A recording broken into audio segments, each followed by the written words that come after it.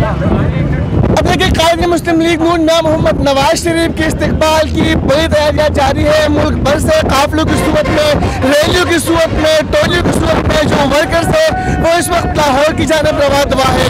मैं इस वक्त लाला मूसा के मुकाम पर पाकिस्तान मुस्लिम लीग के बर्डर के साथ एक मजदा बस के ऊपर मौजूद हूँ। यहाँ पर भी कारकुनान जो है वो काफी पुरजोश दिखाई दे रहे हैं। इनका ये मानना है कि कायद मुस्लिम लीग नून मियां मोहम्मद नवाज शरीफ का आज जो है शहनशान तरीके से पुरतपा का इस्तेमाल किया जाएगा।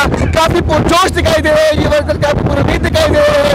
इनसे बात करेंगे। भाई, आप लाहौर जा रहे हैं, तरीका क्या बात है आपकी? इंशाल्लाह हम लाहौर जा रहे हैं। इसराइल अमीर से मलक मोहम्मद अली की क़यादत में जा रहे हैं। इंशाल्लाह 21, 22, 23 जितनी भी गाड़ी हमारे पास हम जा रहे हैं इंशाल्लाह जरूर। देखिए, आपका यहाँ से जो है वो लाला मूसा जा रहा है लाहौर की शान में पूरी तरीके है और कि हम जो है आज लाहौर पहुंचकर अपने कायद का मियां मोहम्मद नवाज